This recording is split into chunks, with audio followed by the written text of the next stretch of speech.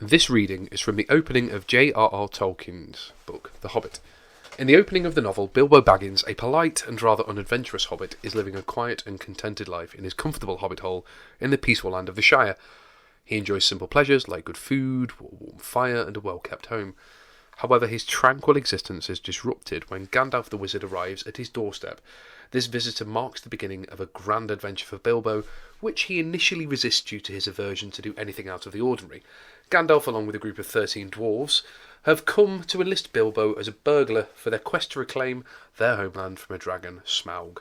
Despite his reluctance, Bilbo eventually joins the company and embarks on a journey that will take him far from the comforts of home into the perilous world of Middle-earth. The opening sets the stage for Bilbo's transformation from a timid and unadventurous hobbit into a heroic figure, and the central character in a grand and epic tale of courage, friendship, and the battle between good and evil. Here are the following questions. Number 1. How does Bilbo greet Gandalf when he arrives at his home, and what is the weather like? Number 2. How does Bilbo initially react to the idea of going on an adventure? And number 3. What is Bilbo's parting invitation to Gandalf, and how does he conclude their interaction? I would also like you to consider the following discussion topic. How can first impressions make us feel? "Good morning," said Bilbo, and he meant it. The sun was shining and the grass was very green, but Gandalf looked at him from under long bushy eyebrows that stuck out further than the brim of his shady hat. "What do you mean?" he said. "Do you wish me a good morning, or mean that it is a good morning whether I want or not, or that you feel this is a morning, or that this is a morning to be good on?" All of them at once," said Bilbo. "And a very fine morning for a pipe of tobacco outdoors, into the bargain. If you have a pipe about you, sit down and have a fill of mine. There's no hurry, we have all the day before us." Then Bilbo sat down on a seat by his door, crossed his legs, and blew out a beautiful grey ring of smoke that sailed up into the air without breaking and floated away over the hill. "Very pretty," said Gandalf, "but I have no time to blow smoke rings this morning. I am looking for someone to share in an adventure that I am arranging, and it's very difficult to find anyone." "I should think so in these parts. We are a plain, quiet folk and have no use for adventures. Nasty, disturbing, uncomfortable things. Make you late for dinner.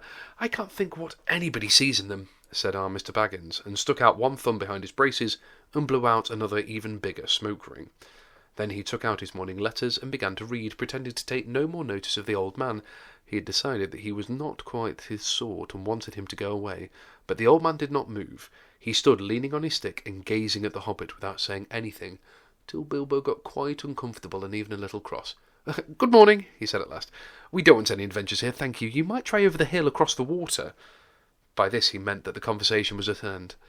"What a lot of things you do use good morning for," said Gandalf. "Now you mean that you want to get rid of me, and it won't be good until I move off." "No, not at all, my dear sir. Let me see. I don't think I know your name."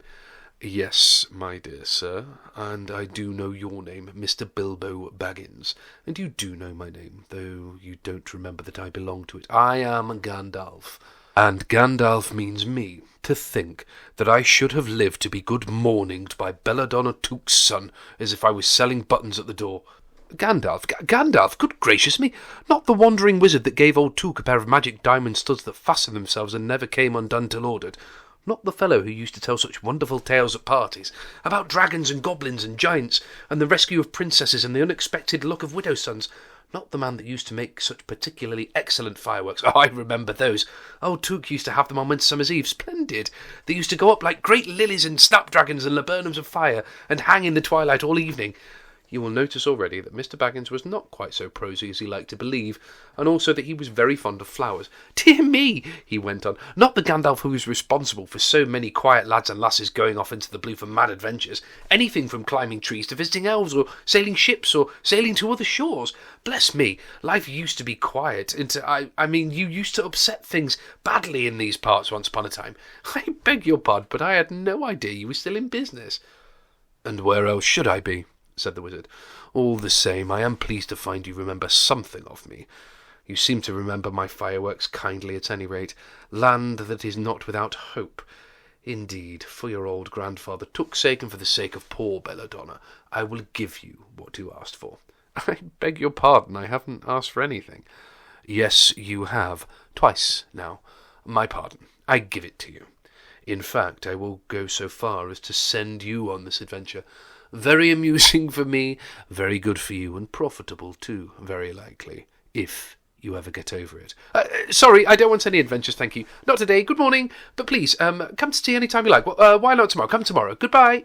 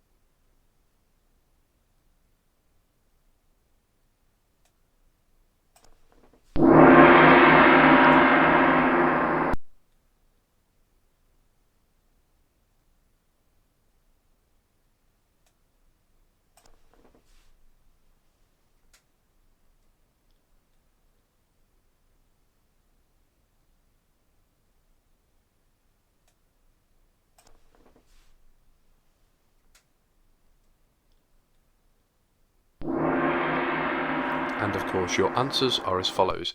Number 1. Bilbo greets Gandalf with a polite "Good morning," and means it. The weather is described as sunny and green grass. Number 2. Bilbo is initially resistant to the idea of going on an adventure. He thinks of adventures as nasty, disturbing, uncomfortable things that can make you late for dinner.